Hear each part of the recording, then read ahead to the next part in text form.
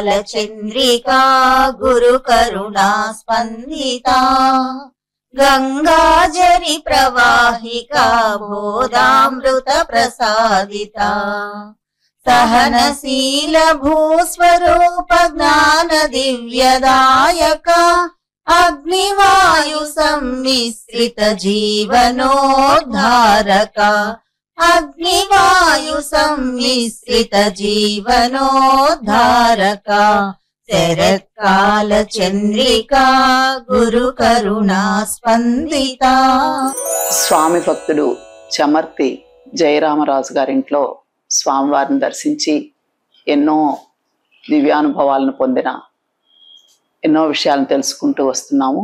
కొల్లూరుకి చెందిన దిడ్డి వెంకట నరసయ్య అని ఆయన కూడా స్వామి దగ్గర రాజుపాళెంలో జయరామరాజు ఇంట్లోనే స్వామిని చూశానని, వేలు ముద్రలు ఇచ్చారని, వాళ్ళ కుటుంబాన్ని ఎంతో ఆశీర్వదించారని కూడా ఆ వృద్ధుడి ద్వారా తెలిసింది. వెంకట నరసయ్య, ఇంటి పేరు దిడ్డి వెంకట నరసయ్య. మీ వయసు ఎంత ఉంటుందా? 84. చెప్పండి. వెంకయ్య స్వామిని చూసినప్పుడు నువ్వు ఎంత వయసు, పెళ్ళయిందా నీకు అని అడుగుతుంది. పెళ్లి కాక ముందే చూసారు. ఆడ చూసావా? చూసిన వాళ్ళు ఉంటే మా చిన్న మీ చిన్న పేరు? మా నాన్న చిన్న పేరు పిచ్చయ్య. దిడ్డి పిచ్చయ్య. ఆయనకండి మేకద్వారకు వచ్చిండు, ఆయనకండి మరి చేద్ది అనుకుంటే వాళ్ళు ఉంటుంది. ఆయన చిరుగాలు ఎంగంపల్లి పోయిన ఇద్దరు. అక్కడి నుంచి మా చిన్న ఆయన బాగా లేకపోతే తీసుకొచ్చిండు, దాని వాళ్ళు పెట్టుకొని ఆయన అప్పుడు బడ్జెట్ పని. మొదటి చిరుగాలు ఎంగంపల్లి అయింది పాడు. ఎక్కడ తాతాదా? ఏటవతల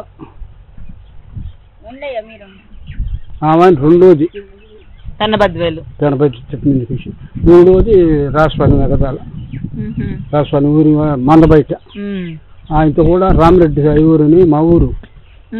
ఆయన రాజస్వామి జీరామయ్య రాజు ఇద్దరు. అయితే మా దివాళకు బాగా లేనప్పుడల్లా వచ్చేది. ఆయన పైన ఉంటుంది కప్పు ఉంది, దాంతో మంత్రిచ్చి మన ఆయన నర్సయ్య, మన ఆయన పేరు నర్సయ్య, నీ తమ్ముడు పోయిన నువ్వు అంటే వచ్చి ఉంటాడు అన్నాడు మన ఆయన. ఆయన వెళ్ళిపోయిందాక ఎర్రయ్య గారు ఓబి చిట్టింటుంటే రోజు దండం పెట్టుకుంటూ ఎర్రయ్య గారు ఓబి చిట్టింటూ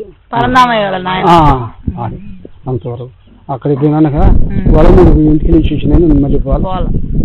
నీకేం చీటీలు రాసి ఇచ్చిలా? చీటీలు రాయించలా? అవన్నీ పోయినాయా? నేనే బాగొట్టుకున్నా. చాలా కాగితాలు ఇచ్చిండు, వేలు ముద్ర తెల్ల కాగితాలు. కొల్లూరుకి చెందిన కనిశెట్టి వెంకటరత్నమ్మ, ఈమె టీచరు, నల్లగండ్ల పరందామయ్యకు అక్క అవుతారు. ఈమె కూడా మొదటిసారిగా స్వామిని రాజుపాళెంలోనే దర్శించానని, జయరామరాజు స్వామి దగ్గర ఎన్నో దివ్యలీలను చూశారని కూడా ఈమె వివరించారు. వీరి తండ్రి ఓబుల్ శెట్టి స్వామితో రాజుపాళెంలో ఉన్నప్పుడే స్వామివారు ఈ రాజుపాళెం వాళ్ళకి విద్యనిచ్చామయ్యా అని చెప్పడంతో ఆ గ్రామస్తులు చాలా ఉన్నతమైన చదువులు చదివి విదేశాల్లో అన్ని ప్రదేశాల్లో మా గ్రామానికి చెందిన వాళ్ళు ఉన్నారని ఆ ఊరి ప్రజలు ఎంతో మంది మన పరిశోధనలో వివరించి ఉన్నారు. కొల్లూరులో ఈమె టీచర్గా స్కూల్లో ఉన్నప్పుడు వీరింటికి స్వామివారు వచ్చారని చెప్పినప్పుడు ఈమె ఎంతటి ఆనందాన్ని పొందిందో కూడా మనకి వివరించి చెప్పారు. కనిశెట్టి వెంకటరత్నమ్మ గారు వీళ్ళ సోదరి, ఎవరా తల్లి వంటి వారామే. ఆయనే చెప్పారు, మా అక్క మాటలింటే నేను ఎంతో అభ్యుదంగా ఉండేవారినని. ఈమెకు 76 సంవత్సరాల వయసు. వెంకట నరసయ్య గారు వీళ్ళ భర్త గారు ప్రస్తుతం వారు లేరు, ఏసీ నగర్లో ఉంటారు. ఎంతో అభిమానంతో చెప్పిన మాట ప్రకారం ఇచ్చేసిన వారు వీరు. ఈమెకు 3 అబ్బాయిలు 2 అమ్మాయిలు. ఈమె ఇప్పుడు అమ్మ చెప్తారు కుల్లూరులోనేనా? ఓహో, స్వగ్రామంలోనే మొత్తానికి నేను అనుకునేదంటే మా జన్మ, నా బిడ్డల జన్మ ఆయన దర్శనం చేసుకొని ఈ జన్మకు మేము ధన్యులమైనామనే తృప్తి నాలో ఎప్పటికీ ఉంది. ఆయన దర్శన భాగ్యం ఈ జన్మకి చాలు, ఇంకా ఏమున్నా ఏమి లేకపోయినా. అబ్బో, అద్భుతమైన మాటలు అవి. మనకు వెంకయ్య స్వామి గురించి వేరొక కోణాన్ని తెలియజేసిన వారిలో ముదిగేడు నారాయణ స్వామి గారు ఉన్నారు. ఆయనను ఎంతగా భక్తిగానో ఆదరించేటువంటి వసుంధరమ్మ గారు, జనార్దన్ రెడ్డి గారి ధర్మపత్ని గారు కూడా ఈరోజు వచ్చారు. ఆమె మన అతిథిగా రావటం సంతోషం. ఆమెకు మనం ఆహ్వానం చెబుదాం. ఆ నారాయణ స్వామి మా ఇంట్లో ఒక మనిషిగా ఒకరుగా ఉన్నారు అంతే. అది మేము నారాయణ స్వామి గారు ఒకరు, మా ఇంట్లో ఒకరు. అది ఆ స్వామి ఈ స్వామిని గూర్చి, వెంకయ్య స్వామిని గూర్చి, నారాయణమూర్తి ఆయనే, ఇంకెవరు లేరు. నారాయణమూర్తి అంటే ఏకో నారాయణ వెంకయ్య స్వామి, ఒకడే నారాయణుడు వెంకయ్య స్వామి ఒక్కడే చెప్పేది. అని చెప్పారు. అది అది అది ఆయనే మనకు ఇంటికి మా అమ్మ విచారం తీర్చేదాని కోసం ఆయనే కృషి చేసి తీసుకొచ్చాడు స్వామిని. ఇంట్లో అడుగు పెట్టాడు, హోమం వేశాడు. హోమం అంతా చేత్తో అంతా ఎగదోసి స్వామి అందరూ నిద్రపోండి అన్నారు. భజన చేయించారు ఆ రోజు రాత్రి. తర్వాత హోమం అంతా నిప్పులంతా చేతితో దోస్తుంటే మా అమ్మ, స్వామి చేతులు కాలుతాయి స్వామి అని చెప్పి అంటుంది. అమ్మో చూసావా, చూడలేదనుకున్నానే అని చెప్పని ఆయన మళ్ళా టప్పుని ఆపేశాడు. ఇట్లా లోపల చేయబెట్టి తీసేవాడు, చేయబెట్టి ఎగదోసేవాడు. అంత మహానుభావుడు నారాయణమూర్తి. ఆయన అగ్నితో మమేకమైన వారు. మమ్మల్ని, మా గ్రామాన్ని, మన జిల్లాను, మన రాష్ట్రాన్ని, మన దేశాన్ని, మన ప్రపంచాన్నే, సర్వజీవులను కాపాడుతాడని చెప్పి ఎప్పుడు మనసారా స్వామిని ప్రార్థిస్తుంటాం. తల్లిగారింట్లో హోమం వేశారు కదా, హోమం వేసినప్పుడు అందరూ వచ్చారు, ఊరంతా జనం వచ్చారు. వచ్చి అక్కడ హోమం చుట్టూ తిరిగి టెంకాయ వేసి స్వామిని దర్శనం చేసుకొని పోయినారు. అప్పుడు ఆ ధూపము ఊరంతా వ్యాపించింది. ఇప్పుడు ఆ గ్రామానికంతా అది శ్రేష్టము అని చెప్పి ఇంకా ఎప్పుడు కూడా దుర్భిక్షం అనేది రాదండి. ఇంకా గ్రామానికి ఇప్పటికి కూడా 2 పంటలు పడుతున్నాయండి, 3 పంటలు పడుతున్నాయండి.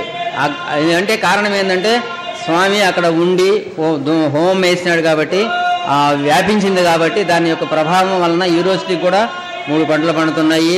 ఎవరికి ఎలాంటి ఇబ్బంది లేకుండా చేసేటువంటి మహానుభావుడైన భగవత్ స్వరూపుడు.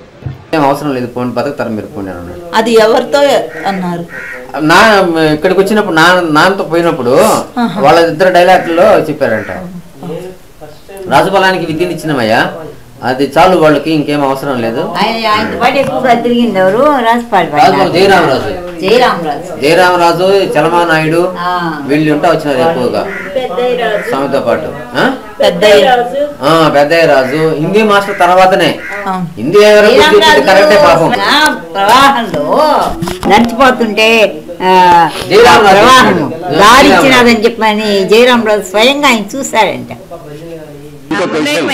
తల్లి, మీకు జ్ఞాపకం ఉందో లేదో, 24 జూన్ నెల 2010వ సంవత్సరంలో అమ్మను మన వాళ్ళు ఇంటర్వ్యూ చేశారు.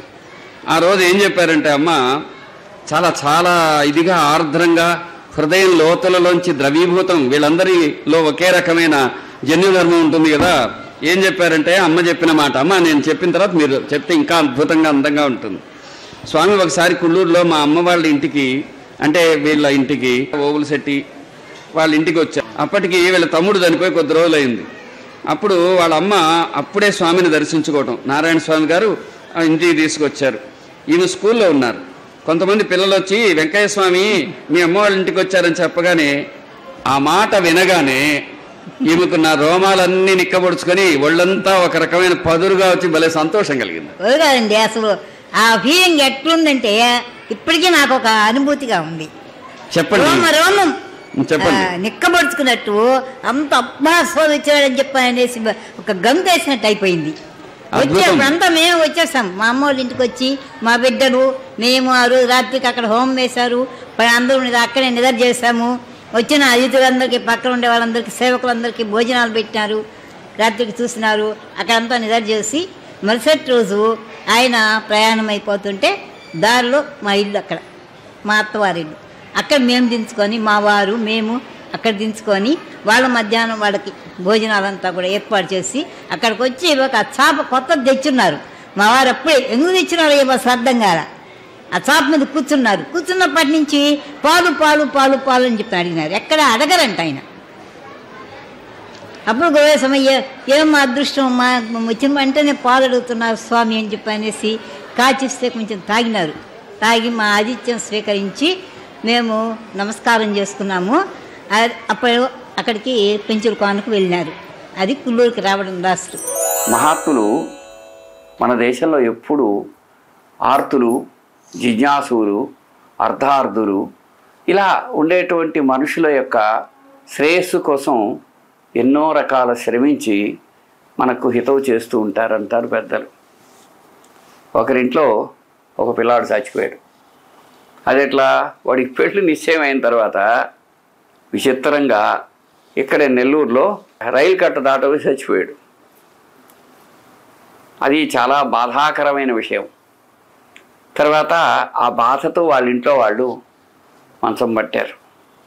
ఎదిగిన పెట్టుకోవడం, పెళ్ళికి ఎదిగిన వాడు వెళ్ళిపోవటం, దారుణంగా ఆక్రోశిస్తూ శోకిస్తున్నారు. ఒక భక్తుడు స్వామికి చెప్పాడు, స్వామి వాళ్ళు చాలా బాధపడుతున్నారు, మనం ఒకసారి వెళదాం. అంతే, స్వామి వచ్చారు. ఏం భేషజాలు లేవు ఆయనకి. ఆర్తితో, బాధతో, కన్నీళ్లతో, కడగళ్లతో బాధపడి ఆ ఇంటికి వెళ్ళి అగ్నిగుండాన్ని వేసి అక్కడే ఉంటే ఆ ప్రాంతపు జనమంతా వచ్చి స్వామి కృపతో ఆయన గుండాన్ని చూస్తూ ఆయన సాన్నిధ్యాన్ని ఆ రోజంతా అనుభవించారు. ఆ అనుభూతిని వారికి మిగిల్చి ఆ కుటుంబానికి ఉపశమనం ఇచ్చి, సత్పురుషులు మహానుభావులు ఈ భూమి మీద ఉండేది బాధలో ఉండే ఆర్తులకు ఉపశమనం ఇవ్వడానికనే ఒక ఉద్బోధనకరమైన విషయాన్ని తెలియచేసి, అవి పైకేం చెప్పరు ఆయన, అట్లా సహజంగా తనదైన శైలిలో ఉండి అక్కడి నుంచి నిర్లిప్తంగా వెళ్ళిపోతూ ఉంటాడు. ఒకసారి అది ఊహించుకుంటేనే పరమాద్భుతంగా ఉంటుంది. అటువంటి మహానుభావుడు అవధూతమూర్తి స్వామివారు. ఇప్పుడు వీళ్ళ బ్రతుకుల ద్వారా మనకు లభించే అపురూపమైనటువంటి స్వామికి సంబంధించిన దివ్య విశేషాలు ఎంతో గొప్పవి. అందుకని మనం ఏం చేసామంటే అనేక కోణాలలో వాటిని సేకరించి మీతో పంచుకుంటూ, మీ రూపంలో కూడా ఆయన సంతోషిస్తాడని ఆయనకే సమర్పించుకుంటూ ఉన్నాం. ఇది ఒక గొప్ప దివ్య యజ్ఞం. బ్రహ్మార్పణం బ్రహ్మహవి బ్రహ్మాజ్ఞౌ బ్రహ్మణాహుతం బ్రహ్మైవ తేన గంతవ్యం బ్రహ్మకర్మ సమాధినా. అట్లా సర్వము బ్రహ్మార్పణం అనే భావంతో జరుగుతున్న సత్సంగం ఇది. ఆ బ్రహ్మ సత్పురుష స్వరూపి అయిన వెంకటస్వామి కావచ్చు, ఎందరో మహానుభావుల రూపంలో ఉండవచ్చు, అది సాయినాథుల వారు కావచ్చు, మనని ప్రోత్సహిస్తున్న భరద్వాజ మాస్టర్ కావచ్చు, వారందరిలో ఉండే పరమాత్మ తత్వానికి శత సహస్ర కోటి వందనాలు. సత్సంగం కొనసాగుతుంది.